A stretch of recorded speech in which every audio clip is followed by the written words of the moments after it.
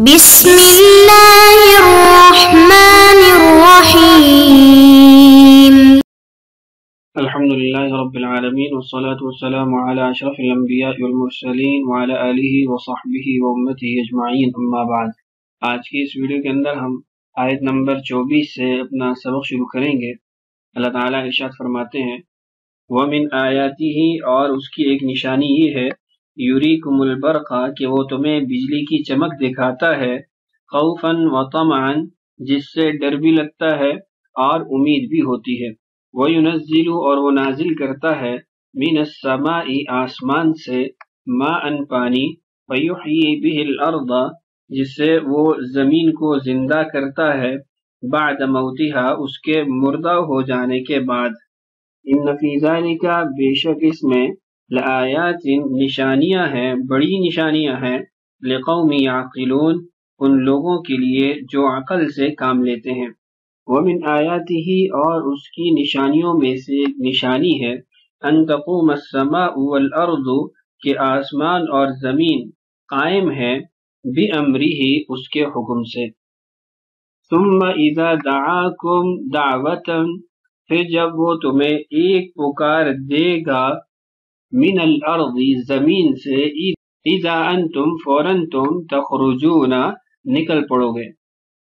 وَلَهُ مَنْ فِي السَّمَاوَاتِ وَالْأَرْضِ، اور آسمانوں اور زمین میں جو بھی ہے سب اسی کی ملکیت ہے۔ كُلٌّ لَهُ قَانِتُونَ، سب اسی کے حکم سے تابع ہیں۔ وَهُوَ الَّذِي، اور وہی ہے جو یبدأ الخلق، مخلوق کی ابتدا کرتا ہے، ثم یعیدہ، پھر اسے دوبارہ پیدا کرے گا، وَهُوَ أَهْوَنُ عَلَيْهِ، اور یہ کام اس کے لیے بہت آسان ہے، وَلَهُ الْمَثَلُ الْأَعْلَى، اور اسی کی سب سے اونچی شان ہے، فِي السَّمَاوَاتِ وَالْأَرْضِ، آسمانوں میں بھی اور زمین میں بھی، وَهُوَ الْعَزِيزُ الْحَكِيمُ، اور وہی ہے جو اقتدار والا بھی ہے، حکمت والا بھی ہے۔ ان آیات کو انشاءاللہ آج ہم تفسیر جلالین سے پڑھیں گے۔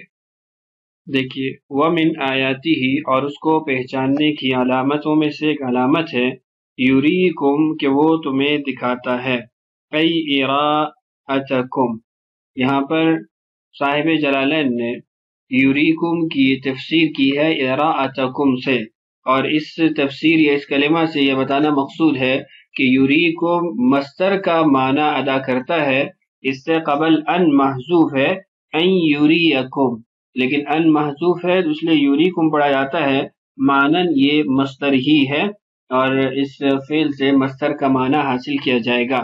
البرق، بجلی کی چمک، خوفاً، جس میں خوف ہوتا ہے، ڈر بھی ہوتا ہے، للمسافر من الصواعق، کس کو خوف ہوتا ہے؟ مسافر کو، کہ بجلی کا کڑکا اس پہ نہ پڑ جائے، بجلی اس کے اوپر نہ گر جائے، یہ اس کو خوف ہوتا ہے۔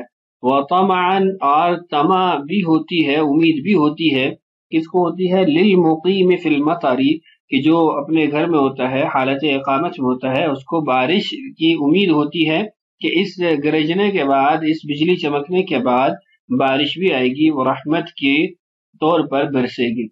یہاں پر صاحب جلالین نے خوفاً اور طمعاً کی مختلف افراد کے اعتبار سے تقسیم کی ہے، کہ جو گھر سے باہر ہوتا ہے اس سے بجلی کا خوف ہوتا ہے، بجلی نہ پڑ جائے، اور پھر بجلی کے بعد جو بارش آئے گی وہ اس کے لیے پریشانی ہوگی۔ اور طمعاً کی تقسیم وہ مقیمین، جو گھروں میں رہنے والے ہیں، اپنے اپنے مقامات پر ہیں، ان کے لیے ذکر کیا کہ ان کو امید ہوتی ہے کہ اس کے بعد بارش ہوگی۔ اور اگر اس کو عمومی طور پر دیکھا جائے تو خوفاً و طمعاً یہ ہر ایک کے لیے ہی یعنی یہ دونوں چیزیں حاصل ہوتی ہیں، کہ آدمی گھر کے اندر بھی اس کو یہ خوف ہوتا ہے بجلی پڑنے کا، بجلی کی وجہ سے نقصانات ہو جاتے ہیں، لیکن ساتھ میں امید بھی ہوتی ہے کہ بارش اگر نازل ہوتی ہے تو بارش سے اس کو فائدہ ہوگا۔ وَيُنَزِّلُ مِنَ السَّمَاءِ، اور اس کی نشانیوں میں سے ایک نشانی ہے کہ وہ آسمان سے اتارتا ہے، مَاءً، پانی، فَيُحْيِي بِهِ الْأَرْضَ، تو اس پانی کے ذریعے وہ زمین کو زندہ کر دیتا ہے، بعد موتها، اس کے مردہ ہو جانے کے بعد۔ زمین کا مردہ ہونا اور اس کا زندہ ہونا، اس سے کیا مراد ہے؟ آگے صاحب جلالین نے اس کی وضاحت کی، یبسها بأن تنبت، کہ وہ خشک ہوئی پڑی ہوتی ہے اس کے اندر جب بارش نازل ہوتی ہے تو پھر وہ سبزہ کو اگاتی ہے، کھیتی باڑی کو اگاتی ہے، کھیت کو اگاتی ہے۔ ان فی ذالک، بے شک اس کے اندر بھی، المذکور جو ذکر کیا گیا، جو بیان کیا گیا، لآیات بڑی بڑی نشانیاں ہیں، لقوم ایسی قوم کے لیے، ایسے لوگوں کے لیے، یعقلون جو عقل رکھتے ہیں، یتدبرون آگے اس کی وضاحت کی کہ جو تدبر سے کام لیتے ہیں، عقل سے کام لیتے ہیں، سمجھ سے کام لیتے ہیں۔ آخری آیت ہے جس کے اندر کلمہ آیاتی ہی کو یہاں پر ذکر کیا گیا، گویا یہ 6ٹھی آیت ہے۔ وَمِنْ آیاتِهِ، اور اس کی نشانیوں میں سے ایک نشانی ہے، ان تقوم السماء، کہ آسمان قائم ہے، والارض، اور زمین قائم ہے، بِأَمْرِهِ، اس کے حکم سے۔ بِأَمْرِهِ سے کیا مراد ہے؟ بِإِرَادَتِهِ، اس کے ارادے سے، من غیر عمد، یہ آسمان کے بارے میں وضاحت ہے کہ بغیر ستون کے اس کو قائم کیا ہوئے ہے، جیسے اللہ تعالیٰ سورہ لقمان میں ارشاد فرماتے ہیں خلق السماوات بغیر عمد، تو بغیر ستونوں کے ایک چھت کو اللہ تعالیٰ نے کھڑا کر دیا، یہ اسی کی چاہت اور طاقت سے ہے۔ ایسے ہی سورہ حج کے اندر ارشاد فرمایا وَيُمْسِكُ السَّمَاءَ أَن تَقَعَ عَلَى الْأَرْضِ إِلَّا بِإِذْنِهِ، کہ آسمان کو جو روکے رکھے ہوئے ہے، گرنے سے بچائے رکھے ہوئے ہے، وہ اللہ تعالیٰ کا ارادہ اور اللہ تعالیٰ کا حکم ہی ہے۔ تو آسمان کا قائم رہنا، بغیر ستون کے قائم رہنا، زمین پہ نہ گرنا، نیچے نہ گرنا، یہ سب کا سب اللہ تعالیٰ کے ارادے سے اور اس کو پہچاننے کا ایک ذریعہ ہے۔ ایسے ہی زمین ہے کہ وہ ڈاواڈول ہو رہی تھی تو اللہ تعالیٰ نے وَجَعَلَ فِيهَا رَوَاسِيَ أَن تَمِيدَ بِكُمْ، اللہ تعالیٰ نے اس میں پہاڑوں کو گاڑا تاکہ وہ ڈاواڈول نہ ہو، تو زمین کا قائم رکھنا، باقی رکھنا، یہ بھی اللہ کے ارادے اور فیصلے سے ہے۔ ثم اذا دعاکم دعوتا، آگے اس بات کو بیان کیا جا رہا ہے کہ یہ جو آسمان زمین اللہ نے قائم کیا ہے، یہ ایک مخصوص وقت کے لیے ہے، اس کے بعد ایک اور نظام چلنے والا ہے۔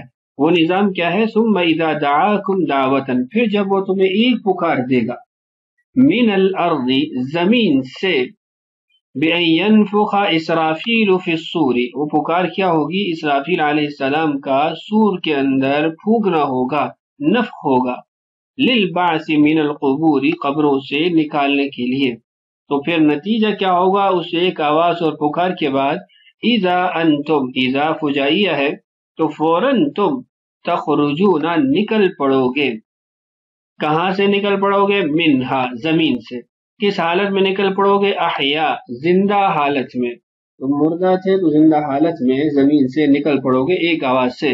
فخروجکم منہا، تو تمہارا نکلنا زمین سے، بدعوت، ایک پکار پر، من آیاتہ تعالی، یہ اللہ تعالیٰ کو پہچاننے کی ایک نشانی ہے کہ اللہ تعالیٰ ایک پکار پر تم سب کو زندہ کر دے گا، زمین سے نکال دے گا اور محشر کے میدان کی طرف لے جایا جائے گا۔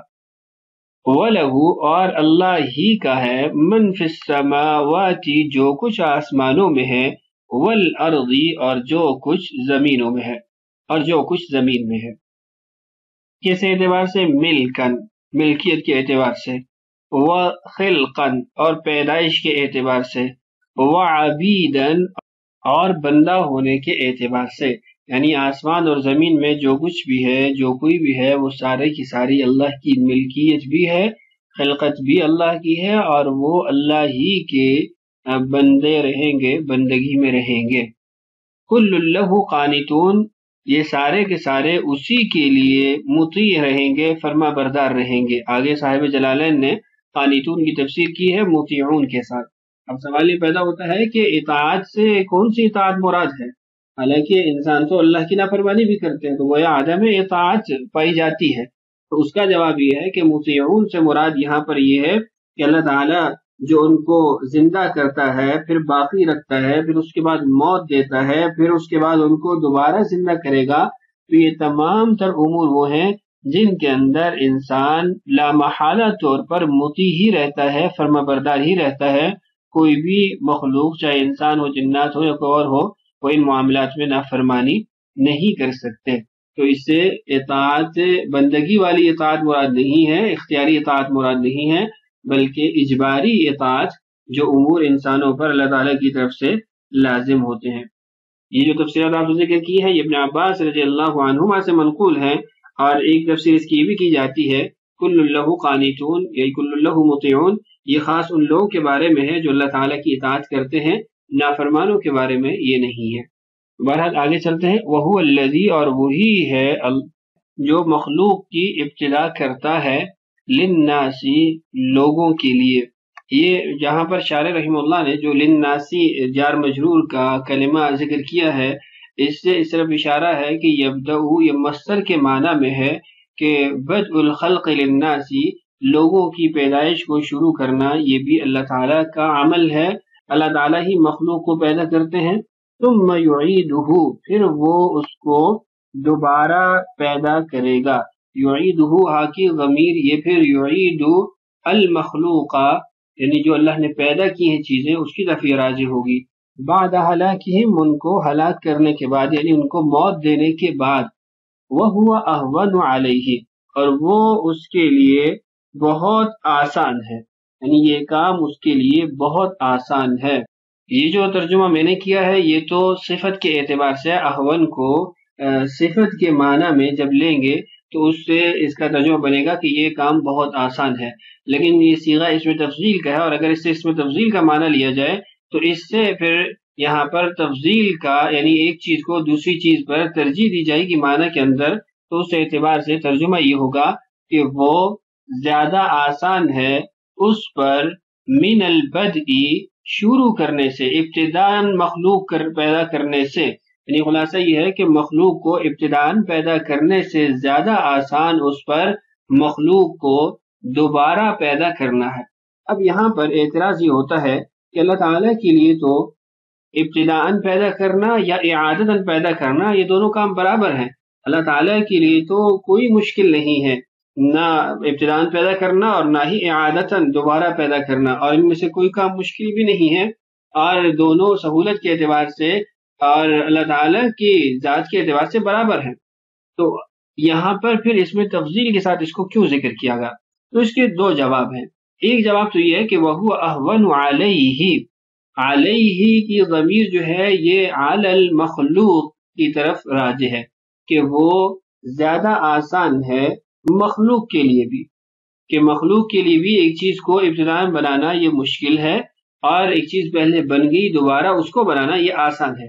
دوسرا جواب جو یہاں پر صاحب جلالین نے ذکر کیا ہے، اور اس کو عبارت پڑھ کے ہی سمجھ لیتے ہیں، وہ فرماتے ہیں بالنظر، یہ اس اعتبار سے کہا گیا الی ما عند المخاطبین، کہ جو مخاطبین کا حال ہے، جن کو خطاب کیا جا رہا ہے، جو ان کا حال ہے ان کے اعتبار سے کہا گیا من ان اعادت الشیء اسهل من ابتدائه، کہ ان کے نزدیک یا ان کے ہاں چیز کو دوبارہ بنانا یہ زیادہ آسان ہے ایک چیز کو ابتداءً وجود دینے سے۔ وَإِلَّا فَهُمَا عِنْدَهُ تَعَالَى سَوَاءٌ فِي السُّهُولَةِ، وگرنہ اللہ تعالیٰ کی ذات کے اعتبار سے تو یہ دونوں برابر ہیں، سہولت کے اعتبار سے کوئی چیز اس کے لیے مشکل نہیں ہے۔ تو خلاصہ یہ ہے کہ اہون علیہ، علیہ علی المخلوق، اور دوسرا یہ کہ وہو اہون علیہ، اس سے مراد یہ ہے کہ یہ انسانوں کی ذات کو دیکھتے ہوئے ان کے ہاں جو ایک ترتیب ہے یا نظام ہے، ان کے مطابق جو کام ہے اس کے ساتھ اس کو تشبیہ دی گئی ہے انسانوں کو سمجھانے کے لیے، وگرنہ اللہ تعالیٰ کے لیے سب چیزیں برابر ہیں، کچھ بھی مشکل نہیں ہے۔ وَلَهُ الْمَثَلُ الْأَعْلَى، اور اسی کی سب سے اونچی شان ہے، فِي السَّمَاوَاتِ، آسمانوں میں، وَالْأَرْضِ، اور زمین میں۔ ای الصفۃ العلیٰ، مراد یہ ہے المثل الاعلیٰ سے کہ بلند اوصاف تمام کے تمام اسی کے ہیں، اور ان بلند اوصاف کی تشریح کی وہی انہ لا الہ الا اللہ۔ آگے اونچی شان کی جو تفصیل ہے یا جو تفسیر ہے وہ دیکھیے، وہی، اور یہ صفت، یہ اونچی شان یہ ہے کہ انہ لا الہ الا ہو، کہ اس کے علاوہ کوئی ایسا نہیں ہے جو عبادت کے لائق ہو، جس کے اندر معبود کے اوصاف پائے جاتے ہوں۔ اور ابن عباس رضی اللہ عنہما فرماتے ہیں المثل الاعلیٰ سے مراد یہ ہے کہ لیس کمثلہ شیء، کہ اس جیسا کسی وصف میں کوئی ہے ہی نہیں ہے۔ وہو العزیز، اور وہ طاقت والا ہے، اختیار والا ہے، فی ملکی ہی، اپنی بادشاہت میں، اپنی ملکیت میں، الحکیم، اور وہ حکمت والا ہے، فی خلقہ، مخلوق کو پیدا کرنے میں اپنی صفت خلقت کے اندر۔ تو یہ تھا آج کا ہمارا سبق، جس میں ہم نے متعدد آیات پڑھی ہیں۔ سورۃ الروم کی 3 رکوع ہمارے مکمل ہو گئے ہیں۔ اگلی ویڈیو میں انشاءاللہ ہم مزید آیات کو پڑھتے ہیں۔ اللہ تعالی ہم سب کا حامی و ناصر ہو۔ اللہ تعالی ہمیں قرآن سے سچی محبت اور عشق نصیب فرمائے۔ السلام علیکم ورحمۃ اللہ وبرکاتہ۔